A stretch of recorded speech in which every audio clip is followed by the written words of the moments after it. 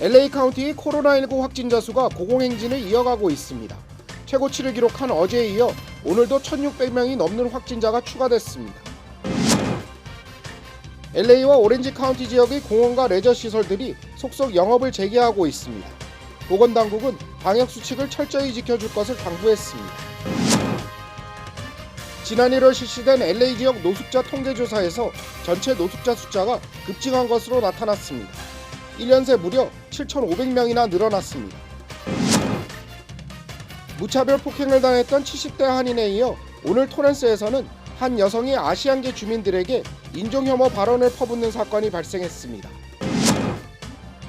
뉴욕 증시가 여전한 코로나19 재유행 우려 속에서도 상승 마감했습니다. 어제 폭락에 대한 반작용이라는 분석입니다. 네, LA 지역의 노숙자 집계 결과가 오늘 발표됐습니다. 카운티 전역에서 7,500명이나 늘어났습니다. 관련 소식은 잠시 뒤에 전해드리겠습니다.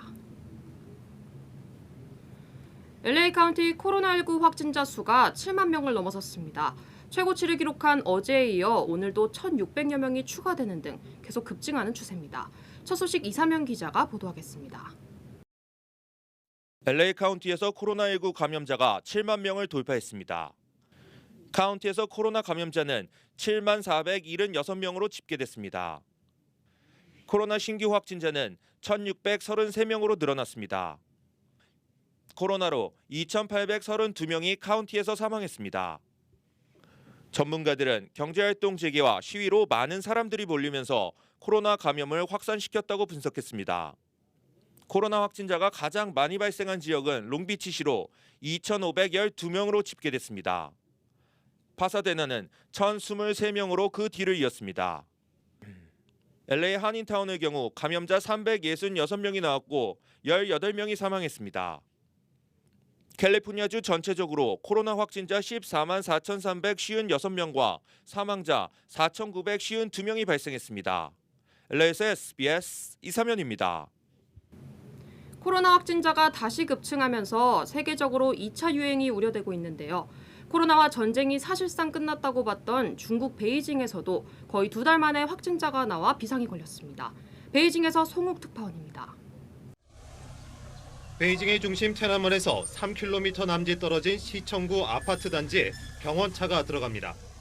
어제 베이징서 57일 만에 코로나 신규 확진자가 발생했습니다.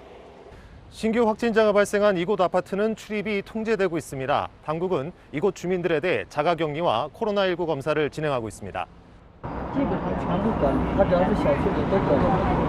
오늘도 2명의 확진자가 베이징에서 추가로 나왔습니다. 이틀 연속 나온 확진자 3명 가운데 1명이 최근 칭다오로 출장을 다녀온 사실이 있을 뿐 감염 경로는 모두 불분명한 상태입니다. 对患者去过的场所进行人员和环境采样和检测，追根溯源。 베이징시는 코로나 유입을 원천 차단하기 위해 국제항공편의 베이징 착륙을 불허하고 다른 지역에서 먼저 내려 검역을 받도록 하고 있습니다. 진원지였던 후베이성에서 오는 기차와 항공편 운행도 제한했습니다.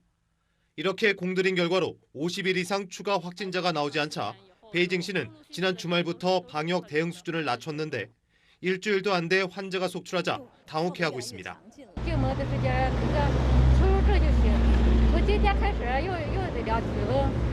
베이징시는 영화관과 노래방 같은 밀폐된 오락장소의 운영 재개 시기를 늦추고 중국 정부는 의료기관에서 발열 진료를 받는 환자는 코로나19 핵상 검사를 받도록 했습니다. 베이징에서 SBS 송욱입니다. 캘리포니아 주정부가 다음 주부터 네일샵과 타투샵 등의 영업을 허가한다고 밝혔습니다. 오늘 캘리포니아 주정부는 네일과 타투, 그리고 마사지샵 등의 영업 재개 가이드라인을 발표했습니다. 주정부의 이번 결정에 따라 네일샵 등은 각 카운티 정부의 허가 여부에 따라 다음 주부터 문을 열 수 있게 됐습니다. 네, 오늘부터 LA와 오렌지 카운티 지역의 피트니스 센터와 박물관, 그리고 공원 등이 다시 문을 열었습니다. 한인들도 많이 찾는 유니버설 시티워크와 사우스 코스트 플라자 등의 영업도 재개됐습니다. 김민우 기자입니다. 오늘부터 LA와 오렌지 카운티 지역의 피트니스 센터와 박물관, 그리고 공원 등의 영업이 재개됐습니다. 유니버설 스튜디오 시티워크는 물론 주립공원 캠핑장들도 속속 개장하기 시작했습니다. 오렌지 카운티에 위치한 대형 쇼핑몰인 사우스코스트 플라자도 쇼핑몰 내 영업을 재개했습니다. 사우스코스트 플라자는 곳곳에 손소독제를 배치하고 사회적 거리 두기를 위해 각 매장의 인원을 제한하고 있습니다. 얼바인의 오렌지 카운티 그레이파크 공원도 3개월 만에 다시 개장했습니다. 그레이파크 내 갤러리와 아트 콤플렉스 등은 오늘부터, 수영장은 다음 주 월요일부터 운영이 재개됩니다. 롱비치에 위치한 퍼시픽 아쿠아리움은 오늘과 내일은 회원들만 입장이 가능하며 오는 14일부터 일반에 오픈됩니다. 하지만 LA 동물원은 아직 재개장 준비를 하고 있다며 다음 달쯤 개장할 예정이라고 밝혔습니다. LA 카운티 보건국은 공원과 레저 시설을 방문할 때 거리 두기 유지와 마스크 착용 등 방역 수칙을 철저히 준수할 것을 거듭 당부했습니다. LA에서 SBS 김민우입니다. 소수계 우대 정책, 어퍼머티브 액션을 부활시키는 법안이 캘리포니아 주 하원을 통과했습니다. 주 하원은 어퍼머티브 액션을 부활시키는 헌법 수정안을 찬성 60표 대 반대 14표로 통과시켰습니다. 이 법안은 상원 투표를 거쳐 주지사 서명을 받으면 11월 선거에서 주민 발의안으로 상정될 전망입니다. 일부에서는 어퍼머티브 액션이 부활하면 주립대 입학에 아시안에게 불리하게 작용하는 등 또 다른 차별이 될 수 있다며 반대하고 있습니다. 트럼프 대통령의 측근이 주한미군 감축 가능성을 언급하면서 파장이 일고 있습니다. 대선을 앞둔 트럼프 대통령이 즉흥적으로 꺼내든 것이 아니냐는 우려가 나오고 있습니다. 워싱턴 김윤수 특파원입니다. 리처드 그리넬 전 독일 주재 미국 대사는 한 독일 일간지와의 인터뷰에서 주동미군 감축은 해외 주둔 미군을 줄이겠다는 트럼프 대통령의 장기 계획에서 나온 지시라고 설명했습니다. 그러면서 한국과 일본, 아프가니스탄, 시리아, 이라크 등도 이 계획에 포함돼 있다고 언급했습니다. 그리넬 전 대사는 트럼프 대통령의 측근으로 정보기관을 총괄하는 미 국가정보국장 대행을 지내기도 했습니다. 특히 이번 발언은 주한미군 방위비 분담금 협정이 표류하고 있는 가운데 나왔다는 점에서 관심이 쏠리고 있습니다. 독일이 방위비 분담금 인상을 거부하자 주동미군을 감축한 것과 상황이 비슷하다는 겁니다. 트럼프 대통령은 지난 4월 자신이 한국의 방위비 제한을 거절했다고 인정하면서도 방위비 협상과 주한미군 감축은 다른 문제라고 선을 그었습니다. It's not a question of reduction, it's a question of will they contribute toward the defense of their own nation. 그러나 최근 코로나19와 인종차별 항의 시위로 재선가도에 빨간불이 켜진 데다 예측 불가능한 트럼프 대통령의 스타일을 감안할 때 국면 전환용으로 주한미군 감축 카드를 꺼내들 가능성은 배제하기 어렵다는 분석도 있습니다. 이에 대해 우리 국방부는 한미 양국이 한반도 방위를 위해 주한미군이 계속 유지될 거라는 공약을 재확인해왔다며 감축 관련 논의는 없었다고 밝혔습니다. 워싱턴에서 SBS 김유수입니다.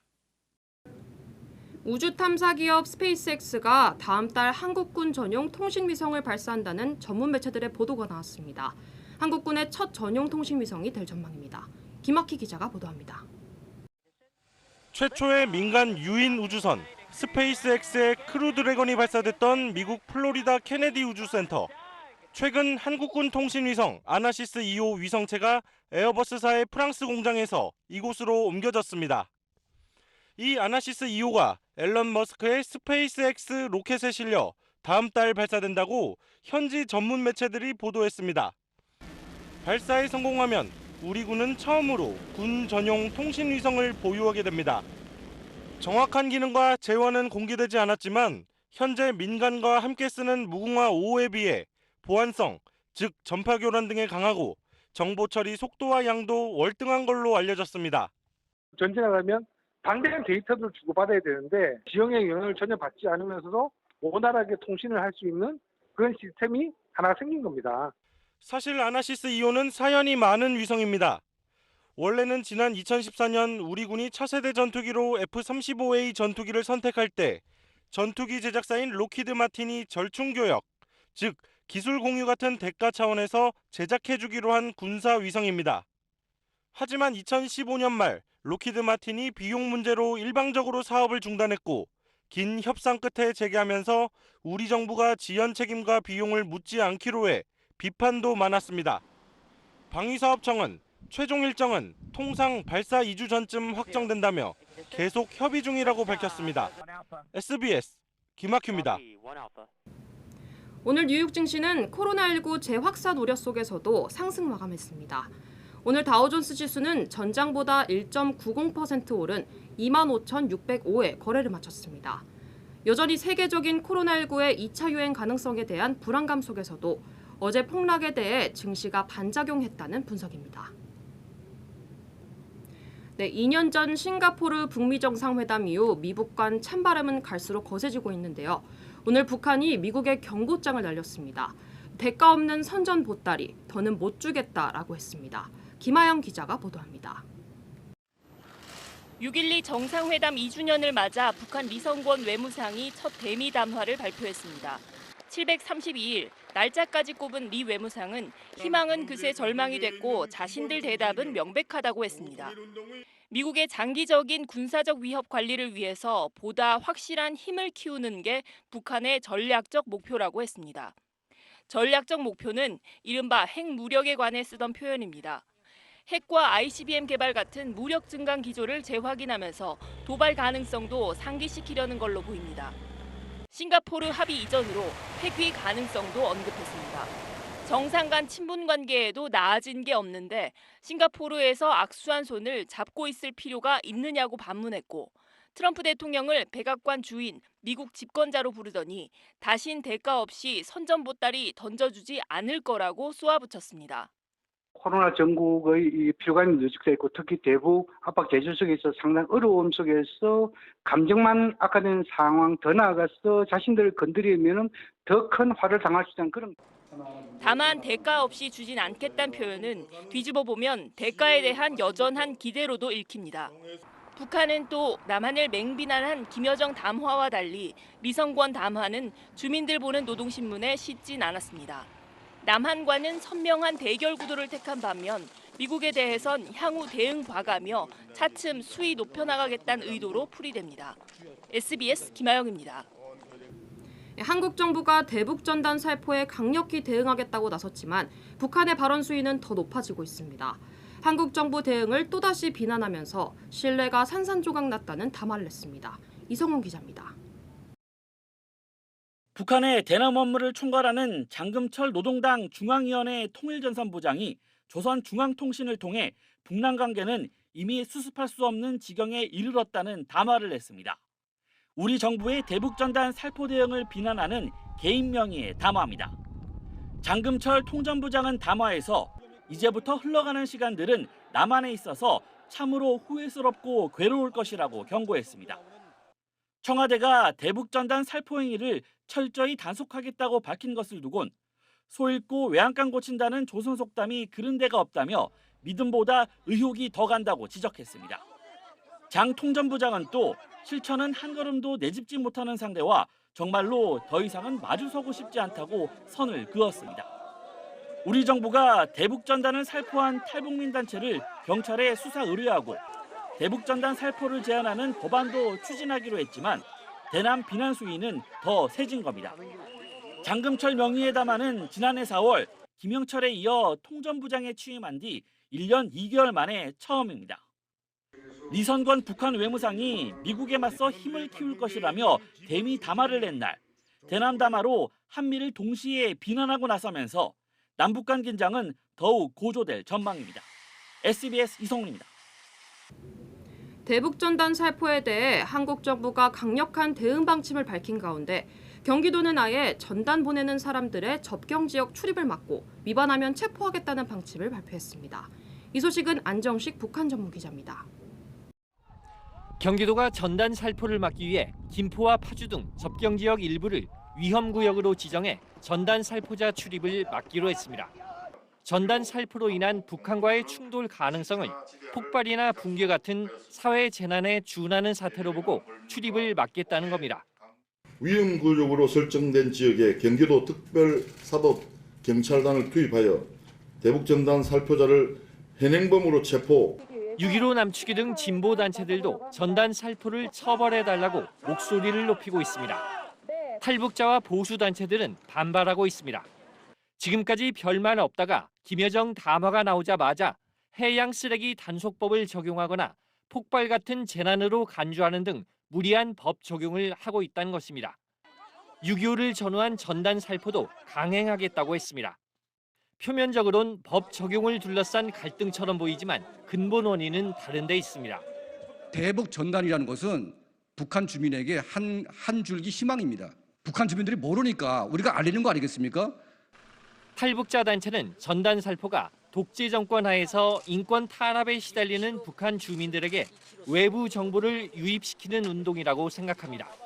반면 정부는 현실적으로 존재하는 북한 정권과의 관계를 개선하는 것이 한반도 평화 정착에 필요하다는 판단입니다. 북한을 바라보는 근본 시각차가 존재하는 상황에서 전단 살포를 둘러싼 남남 갈등이 심화하고 있습니다. SBS 안정식입니다. 한국 정부가 남북 교류협력법 등을 근거로 대북 전단을 살포한 단체 2곳을 수사 의뢰했는데 정부의 법 해석이 타당한지 자세히 짚어보겠습니다. 사실은 코너 박원경 기자입니다. 재작년 4월 27일 남북 정상이 채택한 판문점 선언문엔 전단 살포를 비롯한 모든 적대 행위들을 중지하고라는 문구가 있습니다. 이후 20대 국회에서 대북 전단 살포를 규제하는 법안 2건이 발의됐습니다. 이 법안들 모두 정부가 아닌 국회의원들이 발의한 남북교류협력법 개정안입니다. 그런데 논의 한번 제대로 안 되고 모두 폐기됐습니다. 판문점 선언 이후 지금까지 대북 전단 살포는 확인된 것만 8번이지만 정부의 입법 발의는 없었습니다. 결국 최근 정부는 교류협력법 해석을 바꿔 수사를 의뢰했는데 바뀐 이유로 이렇게 5가지를 제시했습니다. 이건 현 정부 출범 이후인 2018년 10월 이석현 의원 질의에 대한 통일부의 답변서입니다. 판문점 선언 이후 6개월 대북 전단 살포를 제재할 수 있다는 대법원 판결이 나온 뒤 2년 8개월이 지난 시점에 나온 건데 내용은 이렇습니다. 대북 전단 살포는 판문점 선언 합의 정신 위반이기는 하지만 교류협력법의 입법 취지와 법 체계에 비춰볼 때 규율 대상으로는 보기 어렵다. 이때 이미 판문점 선언과 대법원 판결을 검토했다는 건데 이번에 해석이 바뀐 이유로 제시한 겁니다. 이건 국회 입법조사처 자료입니다. 2012년 4월에 DVD, 2017년 9월엔 USB가 살포된 걸로 파악이 됐습니다. 14년과 15년엔 노트북이나 라디오가 살포됐거나 드론 이용 가능성도 제기됐습니다. 새삼스럽게 사정이 바뀐 근거로는 보기 어렵습니다. 접경 지역 주민의 우려는 과거부터 계속됐다는 점에서 코로나19 우려가 정부가 내세운 근거 중에 가장 최근의 변수입니다. 꽉 막힌 남북 관계, 돌파구를 찾아야 하는 정부 입장에서 대북 전단 살포는 전혀 도움이 되지 않는 행위일 겁니다. 하지만 2년 이상 손을 놓고 있다가 설득력 없는 사정들로 갑자기 법 해석을 바꾸는 바람에 논란을 키운 꼴이 됐습니다. SBS 박원경입니다. 날씨가 더워지면서 얇고 가벼운 수술용 마스크, 이른바 덴탈 마스크를 찾는 사람들이 많아졌습니다. 덴탈 마스크와 일회용 마스크, 어떤 차이가 있는지 잠시 뒤에 자세히 알아보겠습니다.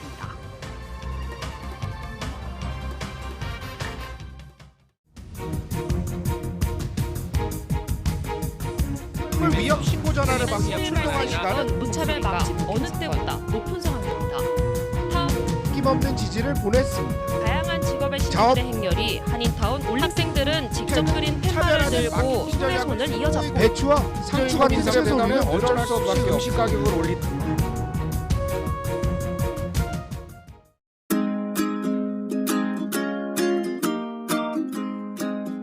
요즘 엄마 아빠가 많이 놀아줘요.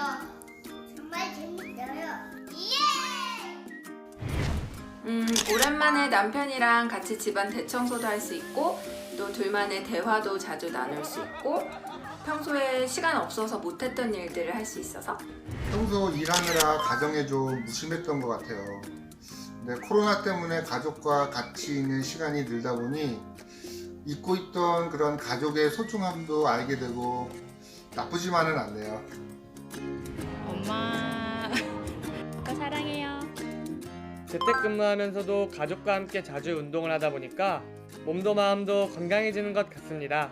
가족 사랑, 사랑의 시작은 관심입니다. 이 캠페인은 가족의 건강을 생각하는 우메켄이 함께합니다. 네, 다음 소식입니다. LA 지역의 노숙자 수가 크게 증가한 것으로 나타났습니다. 게다가 코로나19의 영향으로 올해는 더 급증할 거라는 전망까지 나왔습니다. 지난해부터 올해 1월까지 집계된 LA 카운티 노숙자 수는 66,400여 명. 불과 1년 사이 7,500명 정도가 늘어난 겁니다. 쉘터보다는 길거리나 차량에서 생활하는 노숙자들이 대부분이었습니다. LA시는 더 많아졌습니다. LA 시내 노숙자 증가율은 14.2%로 카운티보다도 높았습니다. 매년 LA 카운티 내 노숙자 수를 집계하는 LA 노숙자 서비스국은 노숙자 증가 속도가 빨라졌다고 밝혔습니다. 특히 올해 3월부터는 코로나19의 영향으로 더 늘어났을 거라고 전망했습니다. LA 홈리스 서비스국을 감독하는 마크 리들리 토마스 LA 카운티 슈퍼바이저는 한인타운은 노숙자 문제 해결을 위한 근본적인 자원들이 모여있는 곳이라고 강조했습니다. 노숙자 쉘터와 동시에 정신건강서비스국 본사가 공사 중이라며 이런 체계적인 시스템은 노숙자 감소로 이어질 거라고 분석했습니다. We need to think about appropriate shelters. We need to think about mental health services. When we think about Cape Town, we think about resources that need to find their way to that community for the purposes of helping address the homeless crisis, which is significant. 아시안계 노숙자 인구 수 역시 1년 만에 0.4% 늘어난 것으로 집계됐습니다. LA 지역에서 아시안 대상 인종차별 사건이 잇따르고 있습니다. 인권단체들은 가해자들을 엄중히 처벌해 줄 것을 연방의회에 요구하고 있습니다. 이사명 기자가 취재했습니다. 한 백인 여성이 아시안계 남성에게 다가갑니다. 이 여성의 아버지와 아들에게 미국은 자기의 나라라며 너의 나라로 돌아가라고 말합니다. 토렌스에 위치한 찰스 윌슨 팍에서 한 백인 여성이 인종차별 폭언을 퍼붓고 있는 동영상입니다. 토렌스 경찰은 아시안들에게 여러 차례 인종차별적인 폭언을 퍼부은 이 여성을 수배했습니다. 앞서 60대 한인이 LA 인근인 리알토 지역에서 흑인에게 인종차별로 보이는 폭행을 당하는 사건도 발생했습니다. 인종차별 사건이 잇따르고 있는 LA 지역. Korean American Grassroots Conference를 비롯해 아시안 인권 단체들은 연방의회의 서한을 통해 인종차별 범죄에 대해 엄중한 처벌을 요청했습니다. 노르마 토레스 연방 하원 의원실에 민원을 접수했습니다. 사법 당국의 조속한 조치와 그리고 범인 검거 그리고 범인에 대한 적정한 처벌이 이루어질 게 가장 급선무겠고요. 인권단체들은 한인 노인을 폭행한 용의자의 검거를 위해 주력해달라는 요청도 포함시켰습니다. 가중 처벌을 할 수 있는 법안의 개발 그리고 통과가 아무래도 큰 임팩트를 또 연결될 수 있는 행동일 거고요. 토렌스 경찰은 아시안들에게 수차례 인종차별적인 폭언을 퍼부은 용의자는 56살 레나 허르난데즈라고 밝혔습니다. LA에서 SBS 이삼현입니다. 일본의 한 연구팀이 쥐의 뇌를 자극해 인공적으로 동면에 들게 했다는 실험 결과를 발표했습니다. 정말 가능한 일인지 도쿄 유성재 특파원이 보도합니다. 우주 비행선의 탑승객들이 동면 유지 장치 안에서 겨울잠을 자는 상태로 다른 행성으로 이주하는 내용의 SF 영화입니다. 동면 상태에서 노화를 멈추게 해 인간 수명보다 긴 비행 시간을 극복한다는 겁니다. 그러나 인간 등 포유동물은 곰이나 박쥐 등 일부를 제외하고는 겨울잠을 자지 않아 공상과학의 영역으로만 치부해 왔는데 일본 연구팀이 인공 동면에 대한 흥미로운 연구 결과를 내놨습니다. 쥐의 뇌 시상하부에 이른바 Q 신경세포를 약물로 자극했더니 쥐가 동면에 들어갔다고 밝혔습니다. 37도였던 체온이 24도 근처까지 떨어져 일주일 가까이 동면 상태를 유지했고 약물 공급을 중단하자 다시 정상으로 돌아왔다는 겁니다. 연구팀은 포유동물 대다수가 갖고 있는 Q세포가 동면 상태를 만드는 일종의 스위치 역할을 하는 것으로 결론지었습니다. 全身麻酔みたいに体温とか代謝がそのままずっと低いっていうわけではなくて、そこに狙いを定めて、体の状態を調節している低代謝。 인간도 가능하도록 연구가 진전된다면 응급 의료 분야의 획기적 발전도 예상됩니다. 酸素がうまく組織に供給できなくて組織障害が起こる。人工的な冬眠の状態が誘導できると、組織が必要とする酸素とか栄養が少なくて済む。 인공 겨울잠으로 대사량을 극한까지 낮출 수 있다면 SF 영화처럼 인류의 우주 진출에도 유용할 거라는 전망까지 나오고 있습니다. 도쿄에서 SBS 유성재입니다. 날씨가 더워지면서 얇고 가벼운 수술용 마스크, 이른바 덴탈 마스크를 찾는 사람들이 많아졌습니다. 그런데 덴탈 마스크라 불리며 판매되는 제품 상당수가 보건 인증을 거치지 않은 일회용 마스크라고 합니다. 박찬범 기자가 설명해드리겠습니다. 대형마트나 약국에서 쉽게 찾을 수 있는 가볍고 얇은 사각 형태 마스크입니다. 의료기관에서 쓰는 수술용 마스크, 이른바 덴탈 마스크와 모양이 비슷해 흔히 같은 제품처럼 판매됩니다. 의료용 고객님, 이게 사실은 저희 덴탈 마스크예요. 소비자도 구분하긴 어렵습니다. 선물해 주셨는데 세트로 덴탈 마스크인지 일회용 마스크인지는 잘 모르고요. 그냥 잘 착용하고 있습니다.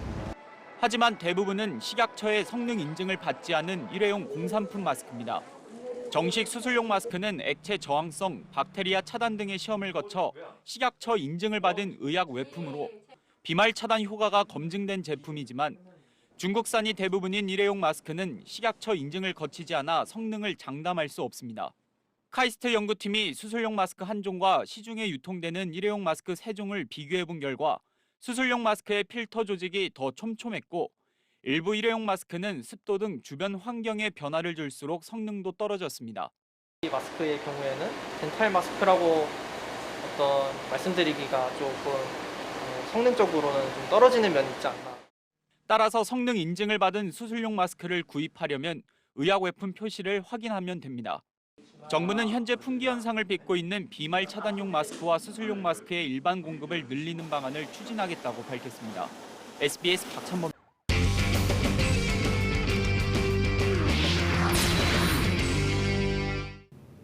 KLPGA 여자골프 SO1 챔피언십 첫날 국내 최강 최혜진이 해외파들을 압도하며 단독 선두로 출발했습니다. 김윤상 아나운서입니다. 최혜진은 LPGA 멤버 김세영, 김효주와 같은 조 맞대결에서 화려한 버디쇼를 펼치며 지난 시즌 전관왕다운 기량을 뽐냈습니다. 이렇게 긴 퍼트도 들어가나요? 들어가네요. 디펜딩 챔피언 최혜진은 첫날 8언더파를 몰아쳐 한타차 단독 선두에 올랐습니다.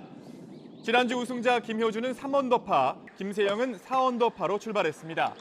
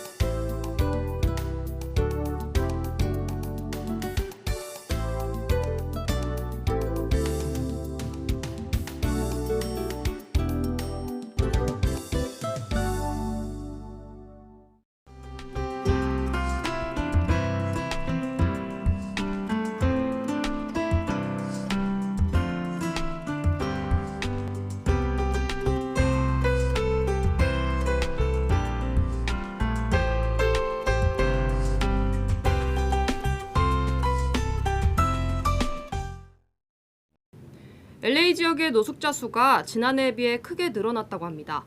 발표된 집계는 코로나19 이전에 조사된 것인데요. 코로나19 사태 이후 경제난으로 노숙자 수가 더 늘어날 거라는 예측도 나오고 있습니다. 코로나19 상황도 엄중하지만 갈수록 심각해지는 노숙자 문제도 계속 손 놓고 있어서는 안 된다는 생각입니다. 좋은 주말 보내시길 바랍니다. 이브닝 뉴스 마치겠습니다. 고맙습니다.